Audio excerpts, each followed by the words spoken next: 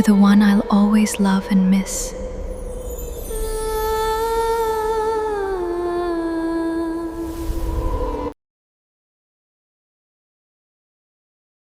रात के ठीक 2 बजे थे। सुनसान, वीरान, एक पुराना रेलवे स्टेशन। चारों तरफ मानो कब्रिस्तान जैसी शांति पसरी हुई थी। सर्दियों की जमी हुई धुंध में स्टेशन की टिमटिमाती पीली रोशनी मानो किसी तरह जिंदा थी। जंग लगी टिन की छत के ऊपर से कभी कभी साए साए करती हुई बह रही थी हड्डियां जमा देने वाली ठंडी हवा। और कहीं दूर एक रात भर जागने वाला कुत्ता लगातार भौंक रहा था। हरिपत बाबू प्लेटफॉर्म के एक कोने में बिल्कुल अकेले खड़े थे। ट्रेन का कोई नामो निशान नहीं था। चारों तरफ की ये बेचैन कर देने वाली खामोशी उनकी नसों पर दबाव डाल रही थी। अचानक उनकी नजर गई प्लेटफॉर्म के बिल्कुल आखिरी छोर पर घनी धुंध की चादर को चीरते हुए एक धुंधली धुएं जैसी परछाई खड़ी थी। उस आकृति का कोई स्पष्ट आकार नहीं था, मानो जमे हुए अंधेरे से बना एक इंसान जैसा ढांचा हो। ये दृश्य देखते ही हरिपत बाबू का सीना जोर से धड़क उठा। रीढ़ की हड्डी से होकर गुजर गई एक बर्फ जैसी ठंडी लहर। इतनी ठंड में भी उनके माथे से बूंद बूंद पसीना बहने लगा। वो परछाई जरा भी नहीं हिल रही थी।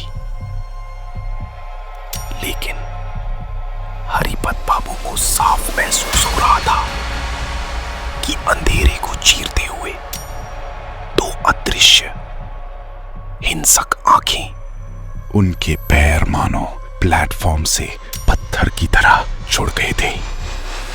चाहकर भी एक कदम पीछे हटने की ताकत उनमें नहीं थी। गला सूख कर कांटा हो गया।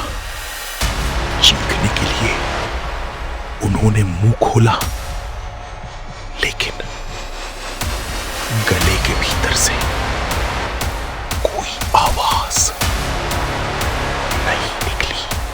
उन्होंने पूरी कोशिश की कि एक बार कम से कम अपनी आंखें बंद कर ली। उन्होंने एक बार पलक झपकाई और ठीक उसी 1 सेकंड के टूटे हुए हिस्से में घट गई वो अकल्पनीय घटना।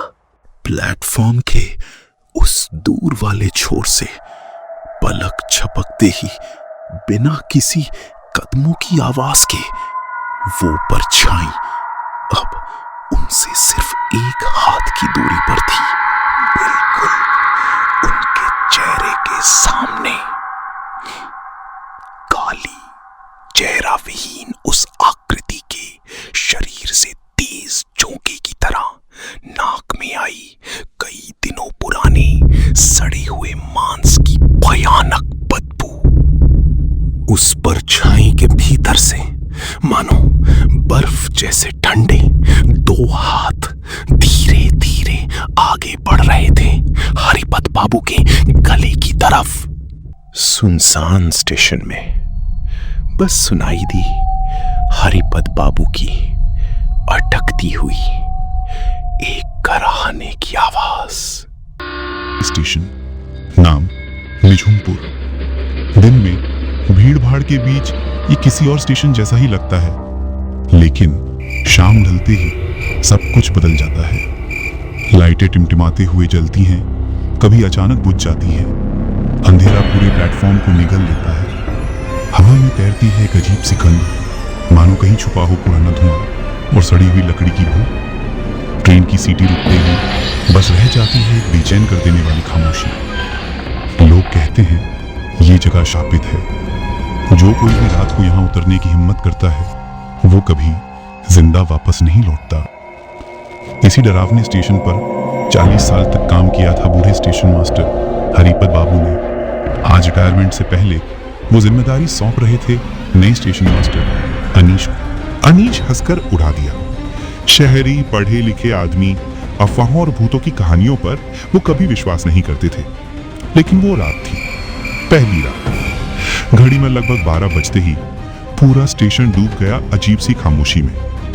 चारों तरफ की आवाजें शून्यता में निकल गईं। अनीश ने देखा प्लेटफॉर्म के आखिरी सिरे पे खड़ा है एक साया। धीमी रोशनी में दिखाई दे रहा था उसने पहना हुआ पुराना धूसर यूनिफॉर्म, हाथ में जंग लगी एक पॉकेट घड़ी। वो घड़ी बार बार अपनी आंखों के पास उठाता रहा, बार बार, जैसे किसी का इंतजार कर रहा हो, बिना थके, लगातार। अनीस डर के मारे ऑफिस रूम में दौड़ गया। वो देखता है टेबल पर एक अनजानी डायरी का पन्ना पड़ा है, लेकिन वो पन्ना आया कहां से? वो डर के साथ डायरी का पन्ना उठाता है। अनीश घबरा गया। हवा अचानक भारी हो गई। उसकी मेज पर रखा लालटेन की रोशनी अचानक टिमटिमाने लगी, बुझने की कगार पर। बाहर से दूर से सुना गया एक अज्ञात ट्रेन की सीटी, लेकिन समय के अनुसार अभी कोई ट्रेन आने वाली नहीं थी। अनीश ने डायरी का पन्ना उठाया और पढ़ना शुरू किया। अचानक पन्ने का लिखा फीका होने लगा, मानो स्याही खुद ब खुद मिट रही हो। अनीश डर के मारे पन्ना कसकर पकड़ लिया, लेकिन एक पल में अक्षर गायब हो गए। खाली कागज की ओर देखते हुए उसका दिल धक धक करने लगा। ठीक तभी ऑफिस के कमरे की दीवार पर टक टक की आवाज होने लगी, मानो कोई अदृश्य व्यक्ति नाखून से खुरच रहा हो। अनीश बढ़कर गया। धीमी रोशनी में उसने देखा दीवार का रंग उतर गया, अंदर से कुछ अजीब धब्बे उभर आए। वे दिख रहे थे जैसे संख्या 1903, 1903 बार बार उभरते हुए। घड़ी की सुई अब 12 बजकर कुछ पार कर चुकी थी। बाहर देखते हुए अनीश ने समझा प्लेटफॉर्म बिल्कुल खाली नहीं था। दूर कोहरे में खड़ा था एक अस्पष्ट साया। वो हिल नहीं रहा था, लेकिन हाथ में झूल रही थी एक घड़ी, बिल्कुल वही घड़ी जो डायरी में लिखी थी। क्षण भर में हवा फिर चल पड़ी और उस हवा में फुसफुसाहट सुनाई दी। अनीश का दिल तेजी से धड़क रहा था। रहस्य का उत्तर नहीं मिल रहा था, बल्कि हर पल रहस्य और गहरा होता जा रहा था। अनीश के पूरे शरीर में सिहरन दौड़ गई। 1903? ये संख्या बार बार क्यों उभर रही थी? डायरी का पन्ना अब पूरी तरह खाली था, लेकिन उसकी नजरें हटी नहीं, मानो इस सफेद खाली कागज में भी कोई भयानक सच्चाई छुपी हो। अचानक पास वाली खिड़की पर टक टक की आवाज। अनीश चौंक कर देखने लगा। अंधेरे कांच के पार कोई अपना सिर टिकाए खड़ा था। कोहरे में उभरते हुए दिखा जला हुआ चेहरा, लेकिन इस बार वो अकेला नहीं था। पीछे और लोग, सभी उसी नजर से घूर रहे थे। उनके होंठ हिल रहे थे, लेकिन कोई आवाज नहीं, सिर्फ खामोशी। अनीश डर के मारे खिड़की का पर्दा खींच लिया। अगली सुबह स्टेशन पर कुछ चाय वाले और हॉकर आए। अनीश ने हिम्मत करके एक बूढ़े चाय वाले से पूछा, काका, 1903 में इस स्टेशन पर कुछ हुआ था? लड़का ठिठक गया, चाय का कप पकड़ते हुए हाथ कांपने लगा। फिर फुसफुसाकर बोला, उस बारे में मत पूछो बेटा, हम सब चुप रहते हैं। 1903 की आग में पूरी ट्रेन जलकर राख हो गई थी। सरकारी रिकॉर्ड में लिखा है यांत्रिक त्रुटि, लेकिन हम जो उस समय के वंशज हैं जानते हैं। अनीश स्तब्ध रह गया। चाय वाला धीरे से बोला, सुना जाता है पहले स्टेशन मास्टर सचिन बाबू ने खुद उस सिग्नल को बदल दिया था। क्यों किया कोई नहीं जानता, और उस रात के बाद वो कभी वापस नहीं आया। सिर्फ घड़ी की टिक टिक की आवाज सुनाई देती और धुआं। आज भी आधी रात में वे लौट आते हैं।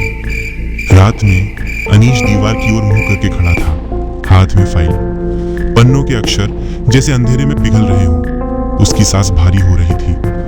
अचानक चारों ओर खामोशी छा गई, हवा भी रुक गई। ठीक उसी पल रिकॉर्ड रूम के अंदर सुना गया भारी पहियों की घर्षण की आवाज।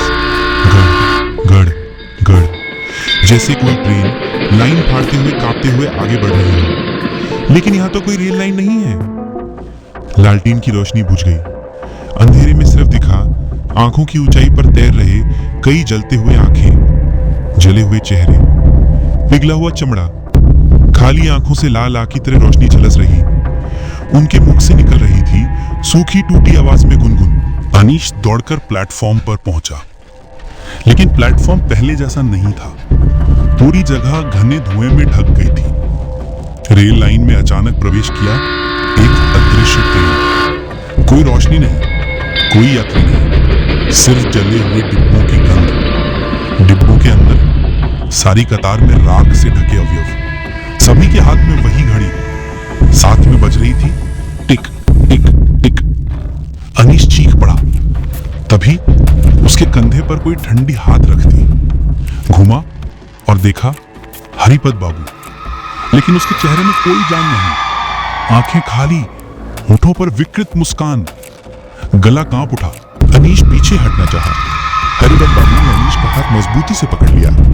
अनीश चीख कर हाथ छुड़ाने की कोशिश करने लगा, लेकिन प्लेटफॉर्म की परछाइयां उसके चारों ओर इकट्ठा हो गई। एक एक करके जले हुए चेहरे उसके गिरने लगे। उसके सीने में जैसे आग फैल गई। आंखें जलने लगी। कुछ ही क्षण में उसने समझा उसका शरीर राख बन रहा है, लेकिन आत्मा फंस रही है उस अदृश्य ट्रेन के अंदर। ट्रेन की सीटी बजी। रात के अंधेरे में ट्रेन अदृश्य हो गई। सुबह स्टेशन पर आए लोग सिर्फ खाली प्लेटफॉर्म पर। ऑफिस रूम में अनीश की मेज पर रखी डायरी का एक नया पन्ना था। लाल अक्षरों में लिखा, मैं अनीश, निझुमपुर का अंतिम स्टेशन मास्टर।